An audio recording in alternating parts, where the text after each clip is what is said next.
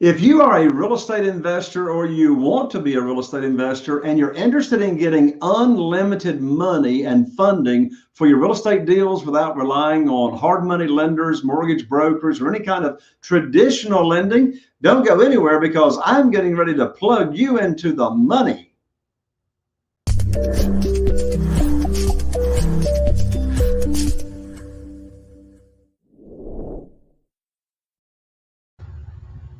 Well, hello and welcome to another episode of Real Estate Investing with Jay Conner.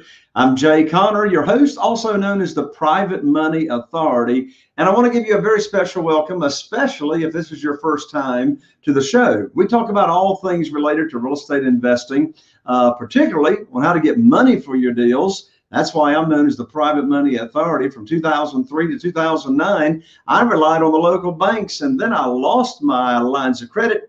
Had to find a better and quicker way. So I discovered this amazing resource called Private Money. Well, just recently, I released my brand new book, and it's titled, Where to Get the Money Now. And the subtitle is How and Where to Get Money for Your Real Estate Deals Without Relying on Traditional or Hard Money Lenders. It hit #1 on Amazon just recently. Now you can spend $20 on Amazon and get the book, or you can just get it from me for free. Simply go to www.jayconner.com/book, B-O-O-K, and we'll rush it right out to you. To be all transparent, of course, I'm going to ask you to just cover a couple of bucks for shipping, but we will ship it right on out to you. This book will transform your life and will also show you how to never miss out on a deal because you did not have the money or the funding. Well, I have had amazing guests on this show since we launched the podcast, and today is no exception. My expert today is near and dear to my heart. I was actually raised in the mobile home manufactured housing business with my father, Wallace Conner. Well, my expert and guest today is a mobile home park investment expert and educator. In fact, he's responsible for Park Avenue Partners' strategic direction, acquisitions, and property operations. In fact, his operations give a return of 8 to 12% cash annually to his limited partners. So in addition to that, my guest is both personally and through his partnerships, he has acquired, listen to this, as of today, he has acquired 31, that's right, 31 mobile home parks in 15 different states. He's been doing this since 2007. And these assets total in value of over $71 million. Now, he's also started the industry's very first podcast on this subject and the largest group of LinkedIn dedicated to invested in mobile home parks. Now, prior to beginning to manage investors' money back in 2014, my guest spent 7 years investing his own capital in mobile home parks and consulting to very, very high net worth families with interest in the manufactured housing industry. Now, earlier in my guest's career, he held a range of consulting and sales positions with a very, very high profile companies. He's been featured in the New York Times, Bloomberg Magazine, and on the Real Money television show. Now, my guest's favorite mobile home, as a matter of fact, is the 1954, before I was born, Spartan Imperial Mansion. And in fact, his logo is partially based on this mobile home. In addition to all that, folks, my guest generates over $600,000 per month in gross rents from mobile home parks. And he can teach you how to do it as well, along with automation, escaping the day-to-day grind. With that, I'm so excited to have as my guest on the show today, Jefferson Lilly. Hello, Jefferson, and welcome to the show. I'm great, Jay. Thank you for having me on today. Well, I'm so glad to have you, and let everybody know where you are talking to us from. From my front patio here in the San Francisco Bay Area. It's actually a lovely day, 78 degrees or something and sunny. So I figured I think this might be my first patio podcast, Jay. You know, that wouldn't be a bad name for a podcast, the Patio Podcast with Jefferson Lilly. So how in the world did you get interested in mobile homes and mobile home parks? Well, Jay, as I say, when I woke up from the concussion, it just seemed like a good idea to buy a mobile home park. But a little more seriously, so I had been out here already for 10 years or so, working in high tech here in the out in Silicon Valley. I was looking for some more stable income to sort of even out the stock options. I had been through the dot-com boom and bust and semi-resurgence. I thought initially that I'd buy an apartment building. I had lived in apartment buildings and houses, and I try and follow Warren Buffett's teachings to the best of my limited ability to stay within my circle of competence. I just figured since I had lived in an apartment building, that must be my circle of competence. And then just in researching multifamily, I stumbled across mobile home parks, which are a tiny fraction of the broader multifamily industry, which is basically entirely apartments and, 1% mobile home parks or something. So I kind of found it by accident, part plan, part dumb luck, and then just began researching it and figured out that it was really quite a compelling little niche. Well, there's many, many, many ways people can invest in real estate. I mean, there's single family houses, which is what I do primarily. There are, as you said, commercial. I mean, there's, shopping malls and strips, and then there's multifamily, and there's apartments, and then there's land, and then there's self-storage, and just on and on and on and on. And so what is it about investing in mobile home parks that perhaps brings with it a list of reasons to do that, or benefits that maybe some of the other avenues don't have? So this is really the only niche in real estate where it's illegal to build any more of it. If you're in the apartment building business, at least when times are good and banks are lending, somebody's going to be putting up a competing apartment building, across the street, across town from you. Same thing in self-storage, nursing homes, office, everything else continues to get built out. The supply curve continues to shift outwards in really all other real estate niches. Mobile home parks are unique because pretty much every city and county has said no more. There's a great NIMBY aspect in this business. Politicians on both sides of the aisle talk out of both sides of their mouth. They'll all say, sure, they love affordable housing, but not in my backyard. No more mobile home parks. So it's unique to be in a business where, again, you'll simply never have any more competition. You do have competition, you'll just never have any more. So how do you go about finding the deals of a mobile home park? How do you go about finding the deals? And what's your criteria for knowing what a good deal is? Sorry, a truck is going by. So we tend to look for metros of around 50,000 people or larger. We tend to look in metros where also the average house price is $100,000 or higher. And we like to be within about 5 miles of a super Walmart. We've found if we can get all of that to line up, that we've got a pretty good investment. We'll still run test ads. We'll still, of course, always go and visit the properties and walk through that property, competing properties, and what have you. But again, we found if we're within 5 miles of a super Walmart, the average house price is $100,000. We're probably in a decent economy. We don't have to have a raging, San Francisco, Silicon Valley, super strong economy. We just want to make sure the economy is fairly flat, fairly constant, and then we can make our improvements and earn a decent rate of return. So do you have a simple or easy to understand formula on deciding or showing you the numbers as to what makes, or what numbers wise, what is a good deal? We do have a financial model internally that we put in a bunch of those variables: distance to the super Walmart, household income, average house price. You also just have to know the business well enough to sort of have it resonate with you. Like some deals, again, kind of seem to check all the boxes. They just don't sit well in my gut. Others might miss several of those boxes, but again, I've got a good gut feeling about it.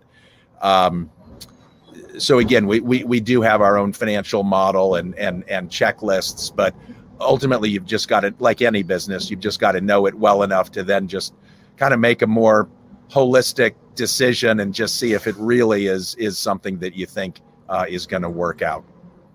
Well, Jefferson, you and I have got more than one thing in common. Actually, three things come to mind. We love real estate. I was raised in mobile homes. In addition to that, I'm known as the Private Money Authority, and you have raised millions and millions, it sounds like, in private money. And so you have a way for investors to be involved in real estate investing in a very passive way, right? Correct. Yeah. I run the Park Avenue funds. So we raise money from accredited investors. We go out and find deals. I personally guarantee the debt on those deals as needed. I take no fees, no salary. It's a pretty unique way of running a business in real estate. We're just 50-50 partners with our investments. That's my vision of perfect alignment. And so again, I'll go out and find the properties, and then we split the profits and pay those out quarterly to our investors. That's awesome. Just to make sure that our audience gets your contact info, how about go ahead and give out your contact info to everybody so we don't miss out on that. Yeah, our website is parkavenuepartners.com. There's a link right at the top center of the page to our mailing list. Honestly, I don't do as good of a job of mailing as I should. You're not going to get bombarded. I probably email a little less than once a month. And it's one click unsubscribe. And we don't sell our lists. So it's low risk to sign up and learn a little more about what we're doing. But that'd just be right at the top of parkavenuepartners.com. There's also a contact us button there at the top. If you do have some specific questions, just click that and input your information and your question, whatever. And either I or perhaps my assistant will respond by email or phone. And we'll be happy to get questions answered. Just coming up late this month, May of 2021 here, we're going to be launching our next fund. That'll be my fourth fund overall. So that'll be exciting to provide an opportunity for other folks to co-own mobile home parks with us. That's a phrase we've actually trademarked. And be passive investors in this quite compelling little niche. Wonderful. Now, one thing I know that everybody wants to know, and that is, how in the world do you manage and run all these different mobile home parks remotely? So, one of your expert topics is how to manage any kind of real estate remotely with technology. So let's hang out on that for a few minutes. How do you manage any kind of real estate remotely with technology? Yep. So we tend to buy properties, say of 70 to 100 pads or greater, which means we can afford to pay certainly a couple $1,000s a month in salaries to our managers. There'll also be some performance bonuses in there. Some of our managers are making more than twice that for properties that are, more than twice as large. So we do still have humans involved. We'll have a community manager on site at all of our properties. But we wrap technology around our community managers. For instance, we use a rent accounting and collections software called Rent Manager. There are others. That's just the one we've chosen and generally like. So that enables, for instance, our tenants to pay their rent electronically online. They can just input a bank account number and a routing number and pay it that way. We'll also give them a cash pay card. They can take that into any Walmart or several hundred other kinds of stores and pay cash. Some of our tenants are unbanked. So they can take, again, that card, almost like a mini credit card, take it into a Walmart or any of these other stores, give them the cash, give them the card. Walmart will charge maybe a $4 fee and then remit the rest of the rent to us. So that all helps us then also keep our accounting straight, because it's not just depositing the money, it's also updating our rent roll. So we know, all of us, our community managers and those of us at headquarters, we all know who's paid and who's not. And again, we can then use that software to kick out a late notice. We also use box.com to basically upload videos. We certainly do go around and visit our properties, but we can also then, for some of our properties that are, say, a little rougher, heavy lifts, as we call them, where we're doing a lot of investing and rehabbing homes and maybe repaving roads, we can have our managers actually go through with their own cell phone and just video the property, upload that to us. Now it's almost like we've been there, and we can actually see how a house has been renovated or whether a pile of debris and junk has or has not been cleaned up. So those are just a couple of ways that we use technology to manage our properties from afar. Are your mobile home parks primarily parks that have the mobile homes there that are being rented out, or do you have some mobile home parks to where people are just renting the land and they own the mobile home, or how does that work? Great question. So we tend to, our mission, of course, we're a for-profit organization, but we also do have a social mission, which is to expand the supply of affordable housing, and specifically to help people get out of the game of paying rent forever in apartment buildings. So, for instance, we'll typically buy a park where most of the tenants already own their own mobile homes. We'll still usually have some renters. That's fine. We never evict anybody for being a renter. We'll actually give those folks the opportunity to buy that house, sometimes over as little as 2 years. Sometimes it may be more like 5 or 7. But we want them to see the light at the end of the tunnel, as it were, and to really see that they can be on a path to actually being a homeowner. That said, probably on average, half of those renters just choose to remain renters. Renters, tend to be more transient than homeowners. So we still we'll either sell about half of those houses to the renters, or they'll naturally turn over of their own accord, and then we'll fix up the homes and then only put them out on a rent to own basis. And then we'll buy even many, usually 10, sometimes more mobile homes to infill our parks. Those are brand new homes coming in. Those are typically more of a 10 to 15 year mortgage. But again, we'll provide the financing on those and help people typically save money right off the bat, even a couple $100 from being in an apartment. They can be an owner with us. And again, then in the long run, once they do own that house, they just pay the lot rent. That's assuming they choose to stay with us. Most do, but again, once they own the house, they could pull it onto their own land if they wanted. But if they stay with us, they just pay the lot rent. That's probably only a third of what they were paying in an apartment. So we help people build up equity in the mobile home, and even immediately, and certainly in the long run, reduce their living costs. So your ultimate goal is for everyone in the park to be owning their home, and then the only thing that they're having to rent is the land, right? Yes, we want to help people be homeowners, and we want to help ourselves effectively run parking lots. We don't actually like maintaining those proverbial leaky toilets and leaky roofs. And lo and behold, when you have someone who owns their house or is working towards renting to own it, they move from a renter's mentality to an owner's mentality, and they tend to take better care of their own leaky toilets and leaky roofs. So it's really a win-win for all of us to help folks become homeowners, also to help us reduce our repair and maintenance headache, and again, filter for really a better quality resident, people that want to be a homeowner and want to stop renting.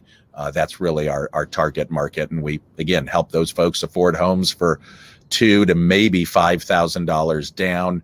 and they're going to own those homes in 2 to maybe 15 years. There's no 30-year indebtedness in our business. Everybody's going to be a homeowner much more quickly. There you go. So your homeowners. So when it comes to your mobile home parks, what type of amenities, if any, do your mobile home parks have? I mean, are most of them paved streets? Yes. Now, my first park was all dirt roads. I cut my teeth on a very rough park with my own money, but everything I've bought with outside capital, with investors' money, yes, has all been paved roads, almost entirely all city utilities. We do have now one park on well water with investor money. But yeah, so the amenities vary. Generally, there aren't amenities, and these are just classic affordable housing communities. That said, I did just about 5 months ago buy 2 properties down in Texas, down in Brownsville, Texas, near South Padre Island. Those properties are winter Texan properties. So we get folks that come down from the northern states and even Canada for anywhere between, say, 2 and 6 months out of the year, obviously typically the winter months. But both of those communities have pools, have shuffleboard. One of them is on a lake. One of the communities has a jacuzzi, and we're actually getting a new jacuzzi installed here in another month at the other one. And then both of those communities have very large recreation halls where the tenants are doing things like bingo night and karaoke night and pizza parties and church services and a calypso party we were invited to. I was just down visiting in an RV in one of the communities with my family last month. Anyway, so it does vary from really no amenities all the way up to quite heavy amenities in those 2 parks. I got you. Fascinating business, Jefferson. As we begin to wrap up, how about any books or educational resources that you could share with the audience? So I'm a big fan of the book Snowball. It is a biography on Warren Buffett. It covers not just how he invests, but it also covers his personal life and, frankly, some of the trade-offs that he made to be with his family to be a very successful businessman. So I'm very, I'd highly recommend that book to investors. There's certainly, I think for many of us, we look at real estate as being value investing. So I'd recommend that book. And then also Sam Zell's recent book called Am I Being Too Subtle? That is basically an autobiography that Sam wrote. I generally myself like to have hardbound books to build my library and to make notes in. I don't usually do audiobooks, but I'll recommend you do that one, Am I Being Too Subtle, with his audiobook, because Sam himself reads the book to you. So you're hearing Sam tell you his own life story. And for those of you that don't know, Sam is the world's largest owner of mobile home parks. He's also quite a successful office and apartment investor, and he's made a number of other investments as well. But he's our industry's 800-pound gorilla. So the book doesn't focus exclusively on mobile home parks. It's more his life, his thought process around investing. But again, it does also touch on his mobile home park investments. So I recommend both those books. Awesome. Jefferson, thank you so much for taking the time to join us here on the podcast. I really enjoyed having you. Jay, it was great to be with you. Thank you. Thank you so much. Well, there you have it, folks. Be sure and check out Jefferson Lilly and his website as well. We'll put back up here one more time. That's www.parkavenuepartners.com. Thank you so much for joining us here for another episode of Real Estate Investing with Jay Conner. I am Jay Conner, the Private Money Authority, wishing you all the best. Here's to taking your real estate investing career to the next level, and we'll see you right here on the next show.